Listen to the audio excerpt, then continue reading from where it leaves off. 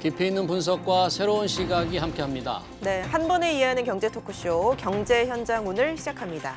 코로나19 신규 확진자가 또다시 300명을 돌파했습니다. 특히나 수도권 내 확산세가 좀처럼 꺾이지 않는 모양새인데요. 사실상 3차 대유행이 본격화됐다는 평가입니다.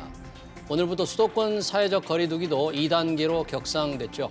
네, 거리두기 격상에 따른 변화는 어떤 것들이 있는지, 또 경제와 방역을 모두 잡기 위한 대책은 없는지 살펴보도록 하겠습니다. 시청자 여러분의 의견이나 궁금증들 유튜브 실시간 댓글을 통해서 많이 참여해 주시고요. 오늘 두 분과 함께하겠습니다. 백순영 카톨릭 의대 명예교수, 이인철 참 좋은 경제연구소장 자리하셨습니다. 어서 오십시오. 어서 오십시오. 백순영 교수님 반갑습니다. 이 스튜디오에서 백 교수님을 보면 확진자가 늘어났다는 거잖아요. 별로 좋지 않은 현상인데. 예, 단계 격상됐거나 그럴 때. 네.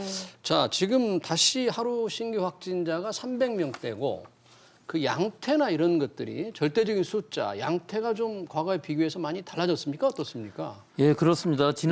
지지난주 그러니까 14일부터 200명으로 올라간 다음에 급격하게 증가를 해서 386명까지 올라갔었거든요. 예. 그런데 그 위에 주말 효과가 있어서 조금 줄어드는 시 보이기는 했지만 이것은 주말에 진단검사 수가 줄어서 월요일까지 숫자는 사실 항상 적었습니다. 예. 근데 오늘 다시 349명, 이 300명대 수준으로 다시 돌아왔기 때문에 이것은 지금 아직은 줄어든다고 볼 수는 없고요. 네. 일단 지난주에 1.5단계를 실시를 했기 때문에 그 효과가 이번 주 중에도 뭐 나올 수는 있겠습니다만은 아직은 안심할 수 없는 것들이 지금 겨울로 들어가는 계절적인 요인도 있는 데다가 예. 지금 3월이나 또는 8월에 집단 발생하고 다른 것은 예. 지금 그런 어떤 목표가 있는 방역을 할 수 없는 우리 일상 주위에서 많은 환자들이 나오는데 여러 군데에서 나온다는 것이 다르죠. 또 그리고 우리가 지금 살고 있는 이 상황에서 조용한 전파가 계속 일어났던 것이 누적되어 왔다는 것이 또 다른 점이 있습니다. 그러니까 일상 공간을 매개로 한 집단 감염이 많아진다 그런 얘기인가요? 그렇죠. 일상적인 생활 안에서 감염이 되는데 굉장히 많은 곳에서 나타난다는 많은 것이 곳에서. 다르죠. 즉 신천지 때에는 신천지 교인이라든지 대구 경북 지방이라는 데가 일단 예, 특정 지어져 있었는데 지금 이 상황만 봐도 물론 지금 아직도 서울 수도권에서 많이 나옵니다만은 전국에 오늘만 해도 뭐 대전 빼고 전국 시도에서 다 나왔거든요. 예. 그러니까 이게 서울 수도권에서 시작해서 전국적인 형상으로 확산되고 있는 상황이 나타나고 있는 것이고 여러 가지 면에서 보면 우리가 방역을 하기가 굉장히 어려운 즉 지금 단계 상향은 했습니다만은 이 단계 상향만 갖고서 통제하기가 어려운 부분들이 우리 일상생활에서의 접촉을 줄이지 않는 한 이 통제는 어려운 지금 그런 좀 아주 험악한 상황이 되어버렸습니다. 예. 지난주 16일에 정은경 질병청장이 이런 얘기를 했습니다. 2주 안에 하루 확진자가 300명대에 달할 수 있다. 근데 이 얘기를 하고 이틀 만에 300명대를 찍었어요. 그렇죠. 그때 얘기를 이제 시간이 지나면은 400명, 600명까지도 갈 수 있다 네. 한 것인데 예. 뭐 바로 300명으로 올라가면서 네. 거의 400명까지 올라간 상황인 것이거든요. 이 속도가 굉장히 빠르다는 것이 중요한 것이 이게 감염 재생산 지수라는 것이 11월 초만 해도 1 이하였습니다. 서울 감염 재생산 지수. 예, 감염 재생산 지수라는 것은 한 사람이 감염되었을 때 몇 사람한테 옮겨주느냐 하는 것인데 이게 1보다 적으면 한 사람인데 한 사람보다 적어지게 되면 줄어들지 않겠습니까? 예. 1이면은 뭐 거의 같은 수준이 유지될 텐데 예. 1이 넘어가면서 지금은 뭐 거의 2에 가까워지는 숫자가 되기 때문에 급속히 증가한 것이고 예. 이것을 줄이는 것이 굉장히 중요한 것인데 이것은 결과적으로 줄어드는 것이죠. 우리 사람 간의 접촉이 줄어들고 유행이 어느 정도 잦아들면은 이 숫자도 또한 줄어들고 우리 방역 당국의 통제 안에 들어가는 사람들의 숫자가 많아야 이 숫자가 관리가 되는 것인데 네. 지금 상황은 아직은 그런 부분까지 못 가고 있고 이렇게 300명 이상이 발생을 한다 그러면 사실은 역학조사도 한계에 달하는 상황이기 때문에 굉장히 위험할 수 있습니다. 네. 예. 그러니까 전국에서 동시다발적으로 일상생활에서 연쇄 감염이 된다는 것은 방금 말씀하신 역학조사가 좀 어려운 그러니까 어떻게 보면 조용한 전파들이 계속된다는 얘기 아닙니까? 항상 역학조사는 좀 늦는 부분이 분명히 있습니다. 왜 그러냐면 어디선가에 확진자가 나왔을 때 그분의 과거의 동선을 찾아가다 보면은 또 N차 감염이 일어나는 것이거든요. 예. 근데 이것은 철저히 조사를 하면은 다 지금까지는 통제가 가능했었는데 이것이 너무 여러 군데서 일어나고 환자 수가 많이 늘어나다 보면은 전부 정밀하게 조사를 하기가 어렵다는 난점이 생기는 것이죠. 그렇기 때문에 지금이 더 위험하고 또 여러 가지 면에서 볼 때 우리가 증상이 나타나는 것만 봐도 그럴 수가 있습니다. 지금 겨울로 들어가는 이 계절에 있어서는 코로나19뿐만 아니라 독감이라든지 다른 일반적인 감기 같은 것들 또 식중독 같은 것들도 결국은 바이러스성 식중독이 겨울에는 유행하는데 거의 증세가 비슷하거든요. 예. 다만 우리가 지금 여러 가지 방역수칙, 위생수칙을 잘 지키고 있기 때문에 독감도 그렇게 크게 유행하고 있지 않고 식중독, 뭐 안질 이런 것들이 다 줄어드는, 즉 감염성 질환이라는 것이 상당히 많이 줄어든 상황이긴 하지만 마스크 잘 쓰고 마스크 손도 잘 씻고 쓰고 그러니까. 거리 두기 잘하고 예, 손 씻기 잘하고 하면은 이런 부분이 많이 줄어드는 건 사실입니다. 예. 상황이 지금 이렇다 보니까 오늘부터 수도권의 거리두기 단계가 2단계로 올라갔습니다. 소장님, 그 지난 8월이 2.5단계였잖아요. 네. 그때와 지금 좀 내용이 좀 비슷한 것 같아요. 상황이 비슷한 면이 많고요. 또 일부는 조금 다른 측면도 있습니다. 근데 이제 K방역이 그나마 1차, 2차에서 호평을 받을 수 있었던 이유는 일단 우리 시민들의 의식이에요. 어딜 가더라도 마스크를 썼고 잘 준수를 했어요. 근데 1차, 2차는 앞서 말씀해 주셨던 것처럼 3월의 경우에는 신천지라는 대구 경북 지역에서 그리고 2차는 물론 뭐 사랑제일교회뿐만 아니라 이제 시위 집단에서 했기 때문에 추적이 가능했습니다. 그런데 지금은 보게 되면 주로 당시에는 기저질환이 있거나 고령자 중심이었다면 지금은 계속해서 뭐 고시원, 대학가를 중심으로 20, 30대예요. 예. 젊은 사람들이 무증상으로 실내 접촉이 늘면서 이제 다중 시설들이 위험해지고 있고 그리고 특히나 이제 이번 감염이 1, 2차와 달리 수도권 중심으로 굉장히 빠르게 확산되고 있다 보니까 원인을 감염 경로를 파악하지 못하는 증상 환자가 더 점점 많아지고 있어서 네. 문제이기 때문에 지금 어쨌든 오늘 0시부터 2주 동안 수도권의 경우에는 2단계로 그리고 이제 이 호남권의 경우는 1.5단계로 이제 격상이 됩니다. 근데 과거 2.5단계에서는 고위험 시설 12개 업종 다 이제 전면으로 이제 이 영업을 하지 못하도록 했지만 이번엔 5개 업종이에요. 헌팅포차, 감성주점, 단란주점과 이제 같은 5개 유흥시설의 경우에는 전면 이제 금지가 되는 거죠. 그러나 이제 커피 전문점의 경우에는 이제 하루 종일 포장만 됩니다. 이 테이크아웃만 가능하고요. 매장 내 섭취는 안 되고요. 여기다 이제 식당의 경우에는 이제 9시 이후에는 포장 배달만 가능하도록 했고 노래 연습실, 헬스클럽과 같은 다중이용 시설은 오후 9시 이후부터는 운영을 전면 금지합니다. 그 카페 같은 경우는 이전에 2.5단계 때는 프랜차이즈 카페만 해당이 됐었는데 이번엔 뭐 동네 소규모 카페까지 다 해당이 된다고 해요. 그래서 지난번에 좀 이제 비켜갔는데 이번에는 카페가 대상이냐. 오히려 PC방이 지난번에 규제 대상이었고 이번에 PC방은 좀 규제를 피해갔어요. 어떻게 그러다 보니까 달라졌어요? PC방 같은 경우에는? 그렇습니다. 네. 자, 그러다 보니까 지금 그 카페 같은 경우에는 오늘도 지금 제가 이용을 해보니까 당연히 있는 의자들을 전부 다 쌓아놔서 앉지 못하도록 돼 있어요. 그리고는 개인정보를 적도록 돼 있습니다. 테이크아웃만 하는데 그게 시간 내 매장 내에서 앉아서 먹을 수 없도록 하기 때문에 당연히 타격이 있을 수밖에 없고요. 그리고 PC방에는 전면 금지됐었던 게 지금은 이제 칸막이를 할 경우에는 옆에서 영업도 가능하고 그리고 음식물 섭취까지 가능하도록 했습니다. 이러다 보니까 오히려 역차별하고 있다라는 얘기가 나올 수밖에 없는데요. 기준이 그때그때마다 좀 달라지는 점에 대한 이제 불만이 이들 소규모 자영업자들 사이에서도 나오고 있는데요. 네. 특히나 이제 노래방 영업은 이제 허용을 하지만 오후 9시 이후부터는 영업을 금지를 하게 되는데 연말 연시 특수예요, 사실은. 그렇죠. 술 한 잔 마시고 노래방 이후는 9시 이후로 찾는데 그걸 그렇죠. 못하게 하다 보니 노래방 업주들의 경우에도 불만이 커지고 있습니다. 노래방 같은 경우에는 9시 이후라면 말씀하신 대로 결국 문을 닫을 수밖에 없는 그런 규제 아닌가요? 그렇습니다. 네. 그러다 보니까 사실 그 규제라는 게 어느 한쪽을 좀 피해가면 어느 한쪽은 좀 이제 이득을 보게 되는데 이번에는 오히려 이제 커피 전문점이나 일일 업종, 노래방 같은 업종의 경우에는 약간은 좀 피해를 직접적으로 볼 수밖에 없고 오히려 이런 이제 PC방이나 일부 업종의 경우에는 상대적으로 지난번 2.5단계 규제보다는 좀 벗어나는 모습입니다. 네. 교수님, 그 젊은 층들의 무증상 감염이 많다. 그리고 왜 군 입영 대상자들의 경우에 뭐 숨은 감염이다. 그래서 훨씬 뭐 항체 형성력이 높다 이런 얘기가 있는데 젊은 층들이 많아진 것이 과거와 좀 다른 겁니까? 어떤? 뭐 꼭 다르다고 볼 네. 수는 없는데요. 이 지역 사회에 있어서의 무증상 전염이라는 것이 조용한 전파라는 의미는 자기는 감염되었는데도 모르고 다른 사람한테 감염을 시키고 자기는 나아버리는 거거든요. 예. 그럼 내 몸에는 항체가 생겼겠죠. 네. 그럼 나는 몰랐지만 항체가 생긴 사람이 있다는 것은 지금으로 봐서는 젊은 사람들한테 더 많이 있었다 하는 것인데 예. 결국은 이 숫자들을 보면은 지금 입영 장정만 한 것이거든요. 예, 예. 입영 장정은 대부분 18세부터 뭐 한 20대 초반 정도의 그렇죠. 남성만을 네. 가지고 한 것이고 한 6,800명 정도를 한 것이기 때문에 이 숫자 정도는 믿을 수 있는 숫자가 정도는 되긴 합니다. 즉 15명 정도가 모르는 사이에 무증상으로 감염이 되었다는 것이고 항체가 이제 형성이 항체가 됐다. 생겼다는 것이죠. 자기는 몰랐죠, 감염된 것을. 하지만 지나가면서 다른 사람한테는 옮겨줄 수 있었을 가능성 굉장히 많다는 것이죠. 그렇기 모르는 때문에 사이에 감염이 됐다가 또 나은 거예요? 다 나은 거죠. 나았기 때문에 항체가 생겨서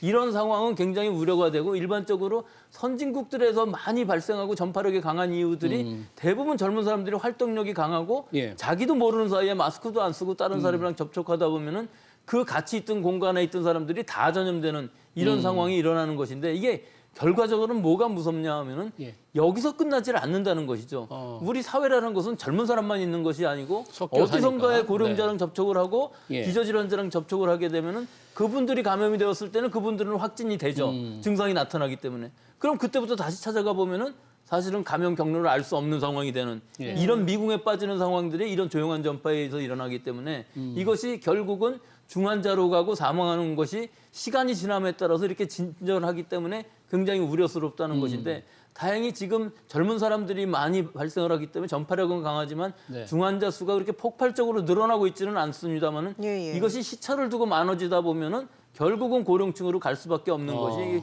결론적으로는 위험하다는 거죠. 그러면 중환자나 고령층으로 많이 이게 확산이 된다면 우리나라 지금 현재 이 병상 부족은 어느 정도나 심각하다고 보십니까? 그렇죠. 지금 현재 공공 쪽에서 병상을 말씀드리는 것인데 뭐 아직은 괜찮습니다만은 예, 좀 강원도 쪽에 지금 대규모의 발생이 일어나고 있거든요.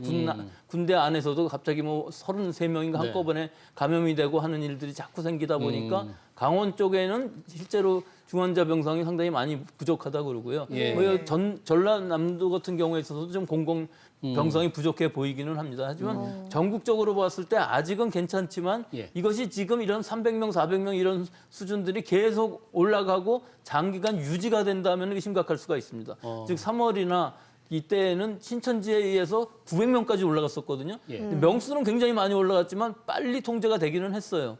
그런데도 불구하고 대구 경북 지방에 있어서 일시적인 의료 공백이 일어났던 것이 우리가 경험했던 일이거든요. 예, 예. 지금 상황이 빨리 통제되기가 굉장히 어려운 부분이 있어서 올겨울 지나면서 아마 100명 이하의 환자 수를 보기는 상당히 어려울 것으로 보이고 계속 이것이 유지는 돼야 되는데 이런 폭발적인 증가가 어디선가에서 대규모 유행이 한번 집단 발생이 나타나면은 이 숫자가 뭐 5, 600명까지 단번에 올라갈 그래요? 수가 있기 때문에 이런 부분이 굉장히 지금 아슬아슬한 순간일 수가 있다는 예. 것이죠. 오늘부터 그 수도권의 2단계가 시행되지 않습니까? 그럼 이 효과는 언제쯤 나타나게 될까요? 적어도 일반적으로 14일을 잠복기라고 본다면은 예. 14일 후에 나타나는 것이 맞는 것으로 보이지만 대부분은 5, 6일, 일주일 정도면은 증상이 나타나고 전파를 막을 수 있느냐 없느냐 결론이 나기 때문에 대부분 한 7일에서 10일 정도면 효과가 나타날 수는 있습니다. 예. 하지만 지금 이 단계의 상향이라는 의미는 여기를 가지 말라는 의미지 우리 일반 국민들이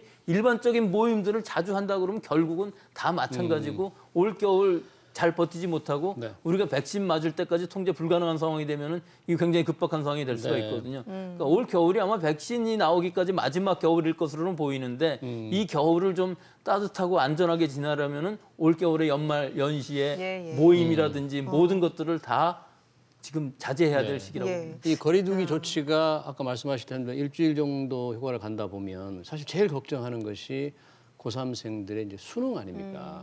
이 수능 전에 어떻게든지 좀 막아보겠다는 것 때문에 지금 한 것 같은데 그런 부분도 아마 배려를 한 예. 것으로 보입니다. 예. 12월 3일 수능까지만 앞으로 열흘 좀 안 예. 남았는데 이 시기에 이게 많이 올라가게 되면 사실은 그 임용고시 때랑 비슷한 상황이 예. 일어날 수도 있는 것이 병실에서 시험을 볼 수 있도록 해놨지만 너무나 많은 환자가 갑자기 나오면 안 되지 않겠습니까? 예, 예. 아직은 열흘 정도 남았기 때문에 이 부분을 굉장히 통제를 잘해서 가능한 한 환자들이 이렇게 많이 생기지 않고 자가격리자도 많이 생기지 않아야 수능을 잘 치를 수 있을 것이고 예. 지금 수능 시험을 보는 수험생뿐만 아니라 예. 가족들도 굉장히 조심하셔야 됩니다. 감염이 된다거나 혹은 그렇죠. 네. 코로나19가 아니라 일반적인 감기가 걸려도 시험 보는데 굉장히 심각한 열만 상황이 될 수가 올라가도 또 있거든요. 문제가 열 올라가도 되니까. 바로 예. 시험장이 아닌 예. 따로 격리된 데 가서 시험을 봐야 되는 것이기 때문에 예. 지금 한 열흘 동안은 접촉을 최소화해야 될 시기라고 봅니다. 예, 예. 소장님 사실 예년 같으면 이맘때 뭐 송년회 약속 잡기 참 바쁜 그런 시기 아닙니까? 근데 뭐 대규모 송년회는 물론이고 뭐 부회식하는 것도 굉장히 조심스럽고 취소되는 상황이에요. 맞습니다.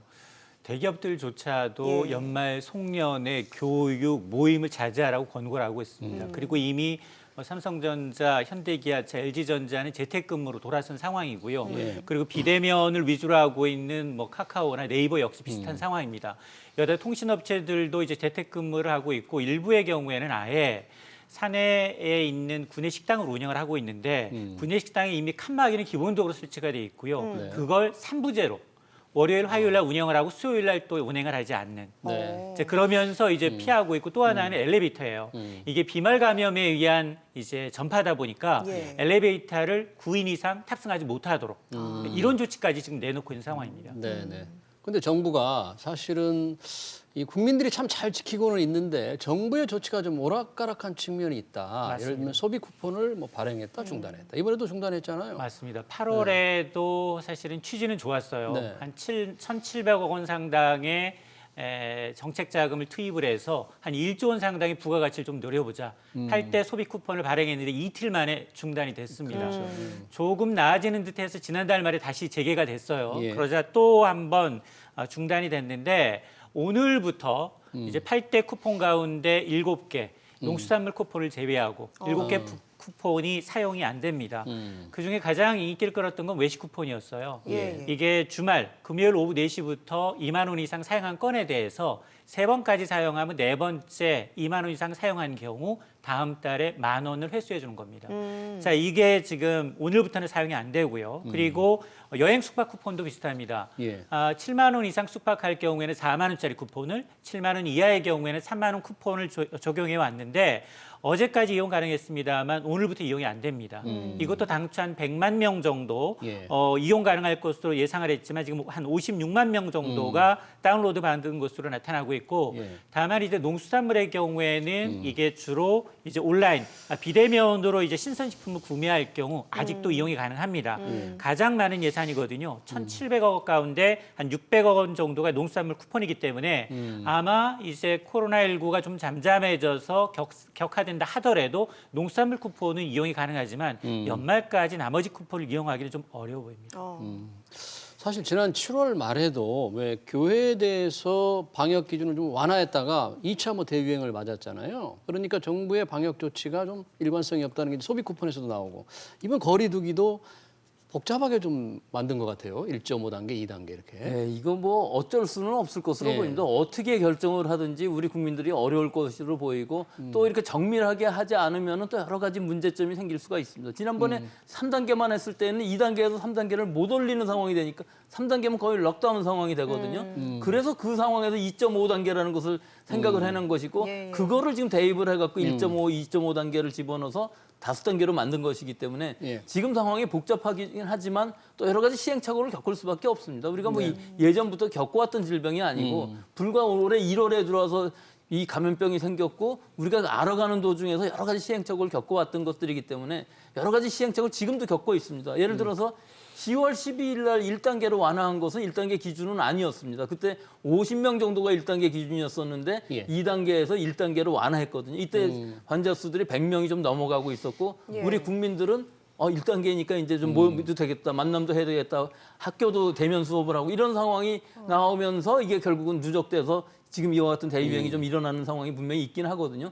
하지만 그걸 잘못됐다고 볼 수가 없는 것이 시간이 지나서 보면은 그렇지만 예. 그 시점에서 보면은 경제도 분명히 살려야지 굶어 죽는 사람이 생기면 곤란하지 않겠습니까? 그렇죠. 네. 그러니까 항상 방역하고 경제하고는 둘이 시소 게임처럼 같이 가지만 어디가 중요할 때인가를 결정을 해서 지금 같은 상황에서는 방역이 중요하기 때문에 일단 방역부터 먼저 해놓고 봐야 이 기간이 짧아져서 경제도 살아나는 것인데 예. 또 어느 정도 방역이 잘 들어서 환자 수가 안정이 되고 그러면 또 경제를 생각하지 않을 수는 없는 거거든요. 네. 그렇기 때문에 왜 이렇게 쿠폰이라는 이런 것도 나오게 되면 또 그거 욕먹게 되죠. 네. 그러니까 이 정책 당국자들의 뭐 고심도 굉장히 깊겠습니다만은 결국은 어느 쪽이 되든지 다 문제는 있을 수밖에 없는 상황이기 이게 정부 때문에. 당국자들의 뭐 고심은 이해가 되는데 우리 백 교수님 같이 전문가들의 의견이 이 방역 당국에 잘 전달이 안 된다, 소통이 좀 잘 안 된다 그런 불만은 좀 의학계에서 있는 게 아닙니까? 그것도 결국은 마찬가지인 것이요. 이 방역 당국이라는 의미도 정책을 만드는 부분들이 있고 질병관리청에서 방역만 생각한다면야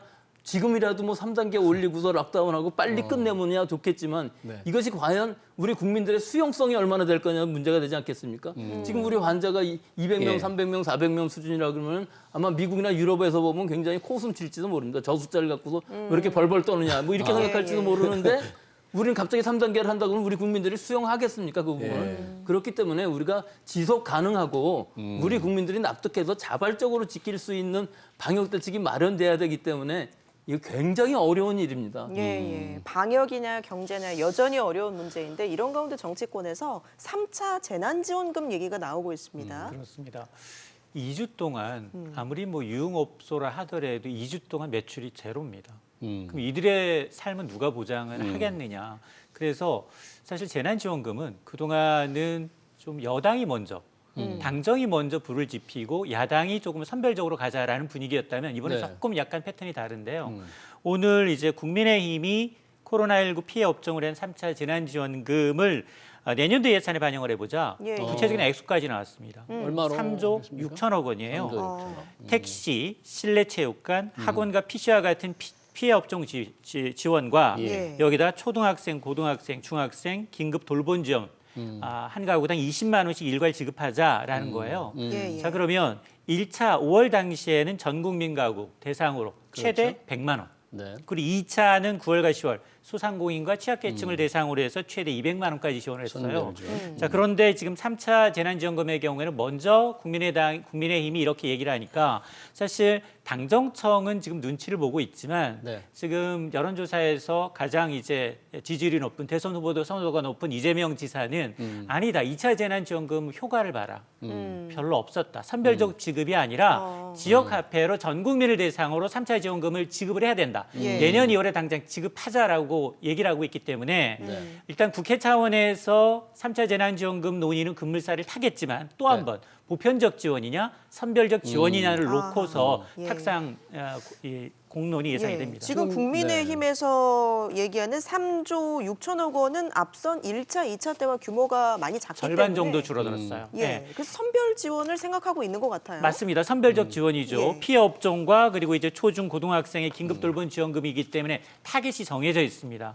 그런데 지금 이재명 경기지사는 2차 재난지원금의 일단은 일부 보도에서 예. 2차는 별로 효과가 없었다. 1차보다 오히려 이제 보편적 복지가 더 낫다라는 주장을 하면서 지역화폐 형식으로 뭐 1인당 10만 원 내지는 다 지급을 하자라는 건데요.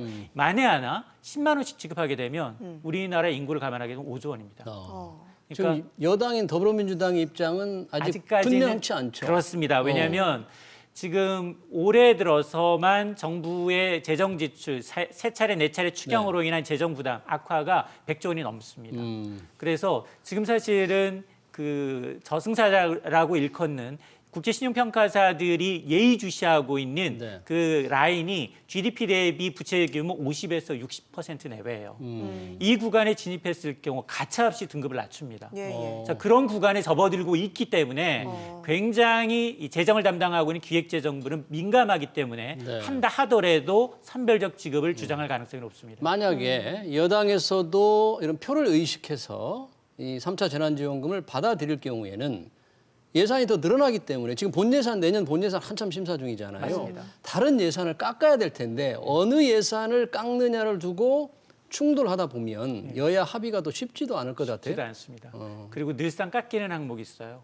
국방비는 왜 이렇게 자주 깎이는지 네, 국방비. 거기까지 가장 하겠습니다. 중요한. 이번에는 뭐 뉴딜 펀드, 한국형 뉴딜 예산을 놓고 좀 승강이를 벌이지 않을까 그런 걱정은 되는데 이런 많은 문제들을 해결하기 위해서는 빨리 백신이 지금 나와야 될 텐데 현재 백신 개발 상황, 오늘 아스트라제네카 한번 뉴스를 좀 발표했던데요. 상황이 어떻습니까? 예, 아주 희망적인 데이터가 맞습니다. 아스트라제네카는 우리가 구할 수 있는 백신이기도 하고요. 아스트라제네카에서 발표한 것으로서는 좀 여기 임상 실험을 하는데 실수가 생겼어요. 원래는 2상에서 양을 정한 다음에 1차, 2차 이렇게 맞춰야 되는 것인데 예. 한 달을 간격으로 해서 1차에 100%, 2차에 100%를 맞추니까 오히려 효과가 떨어져서 62% 방어율이었고 1차를 좀 잘못해갖고서 반만 줬는데 2차 100% 주고 나니까 90%였다는 거예요. 실수로 그런 거예요? 이거 실수로 그런 겁니다. 이거 원래는 이상해서 그걸 다 결정을 해갖고 똑같이 줘야 되는데 네. 그걸 잘못 준 분이 생겼는데 우연히 거기를 보니까 90%였다. 그럼 우리가 그렇게 하면 되는 겁니다. 예, 그럼 이걸 90%라고 얘기해도 되는 거예요. 네. 실제로 그래서 임상에서 봤을 때는 모더나나 또는 파이저의 95, 94.5보다 이게 낮다고 할 수가 없습니다. 90%라는 의미는 그래요? 결국은 임상 시험에서는 이 정도 숫자지만 실제 필드에서 현장에서 접종을 했을 때에는 다양한 사람들이 뭐 결국은 질병도 가지고 있고 다양한 연령에서 맞는다고 그러면은 비슷할 수밖에 없습니다. 그런데 더 좋은 부분이 있어요. 네. 예. 이 백신은 $4 두 번 맞추면 됩니다. 그런데 비해서 모더나나 파이자 같은 것들은 뭐 화이자가 19.5불 또 모더나는 32불에서 37불 두 번 맞춰야 되기 때문에 거의 10분의 1 가격에 10분의 맞출 1 수가 싸네요. 있습니다. 네. 또 대량 생산이 가능합니다. 지금 우리나라의 SK 바이오사이언스에서 이미 CMO 계약을 만들어 갖고서 해서 위탁 생산. 이미 만들기로 결정을 해놓고 있는 상황이기 때문에 승인만 받으면 우리나라에서 대량 생산할 수가 있거든요. 예, 예. 그런데다가 우리나라 식약처에서 이것을 빨리 승인만 신청한 것을 받아준다면은 내년 초 2, 3월이라도 우리가 맞을 수 있는 제일 그래요? 유일한 것이 아스트라제네카입니다. 지금 상황으로는 뭐 내년 하반기 이렇게 얘기를 하지만 예. 이 아스트라제네카 것이 바로 승인을 받을 수 있다면은 물량뿐만 아니라 가격 또 유통도 2도시에서 8도시 6개월이 가능하기 때문에 유통 비용도 덜 듭니다. 화이자는 뭐 마이너스 7%. 마이너스 75 70도, 네, 였죠. 마이너스 20도 이걸 한동안 유지하고 결국은 실온에서 접종을 해야 되는 거. 상온 2도에 8도씨에서 접종을 해야 되는 것인데 콜드 체인은 우리 독감 체인을 그대로 여기다가 적용하면 되기 때문에 유통 비용도 굉장히 싸게 들 수밖에 없습니다. 예. 마지막으로 한 가지는 메신저 RNA, 이 mRNA 백신이라는 것은 우리 인류가 한 번도 경험해보지 못한 새로운 방식입니다. 그래서 어떤 효과, 악영향이 나올지, 부작용이 나올지, 지속 기간이 얼마나 될지에 대해서 전부 다 아직 미지수입니다. 따라서 이런 것들은 좀 보고서 맞는 것이 좋은데 비해서 아스트라제네카는 우리가 지금까지 전통적으로 만들어 왔던 방법이기 때문에 어느 정도 잘 알려져 있는 부작용들이고 효과들이기 때문에 훨씬 더 안전하다고 볼 수 있는 상황이 있습니다. 조금 그 바보 같은 질문 같은데 이 백신 90%, 95% 효과 그러니까 부작용 같은 게 좀 없을까요? 좀 혹시. 그거는 지금으로서는 모르죠. 예, 임상시험이라는 것이 뭐 2달 정도 본 것이기 때문에 예. 그럼 2달 이후에는 어떻게 되느냐 그러면 그건 아무도 모르죠. 또 90%라는 것도 백신을 맞춘 다음에 아주 잘 통제된 상황에서 최고의 확률로 맞추는 것이기 때문에 90%지 지금 이것이 95%가 나오기가 어려운 것이 실제로 현장에서는 감기가 걸린 사람도 있을 것이고 독감 걸린 사람도 자기도 모르는 사이에 바이러스가 있는데 맞는 사람들도 상당히 많을 거고요. 여러 가지 기저질환도 자기도 모르는 사이에 이 발현이 될 수가 있기 때문에 독감 백신 때도 보지 않으셨습니까? 네. 별로 해가 없는데도 불구하고 사망 환자들 많고 제가 여기 나와서도 몇 번 예. 말씀드린 것 같은데 별로 상관관계가 없다고. 하지만 미국 같은 데서 고령층을 먼저 맞추게 되면은 분명히 사망하는 사람들 많이 생깁니다. 그럼 그 인과관계라든지 다 찾아보게 되면은 오히려 메신저 RNA 백신은 부작용이 즉 고열이라든지 이런 게 나오는 가능성이 더 높습니다. 네. 그렇기 때문에 지금 우리가 어떤 걸 결정한다기보다 아스트라제네카라는 것은 굉장히 싸고 대량 생산을 할 수 있는 우리 손에 바로 들어올 수 있는 것이기 때문에 우리로서는 굉장히 희망적인 결과라고 볼 수 아직 있습니다. 확실하게 우리가 계약을 한 건 아니죠, 현재. 계약은 한 건 아니지만 우리가 예. 전통적으로 잘 만들 수 있는 백신이고 실제로 CMO 계약은 한 것이기 때문에요. 이것은 또 전 세계적으로 수십억 도즈를 만들 수 있는 능력이 있는 공장들이 많이 있는 데서 비해서 mRNA 백신은 그렇게 대량 생산할 수는 없습니다. 소장님, 이 방역, 이 백신이 나오기 전까지는 스스로 방역에 좀 조심을 해야 되고 또 이 경제도 잘 살려야 될 텐데 이 두 가지를 조화시킬 수 있는 뭐 어떤 뾰족한 방법이 과연 있을까요? 좀 어려운 질문 같은데. 질문인데요. 지금 11월에 네. 전 세계 이제 공항 가운데 가장 많은 예약률을 보인 공간이 바로 김포하고 제주 구간이에요. 11월 예약만 130만 명이 넘습니다. 예.